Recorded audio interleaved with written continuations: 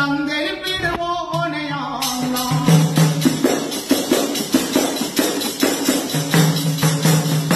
நாளை என்றொரு கேள்வியை வைத்து நாளை கடக்கும் யா அல்லாஹ். நாளை என்றொரு கேள்வியை வைத்து நாளை கடக்கும் யா அல்லாஹ். நான் ஒரு நாள் அங்கே வருவேன் நலமளிப்பாய யா அல்லாஹ்.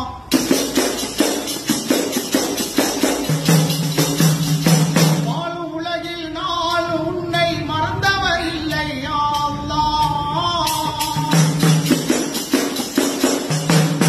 துன்பம் சூழ்ந்த போது சுகமளிப்பாயே யா அல்லாஹ்.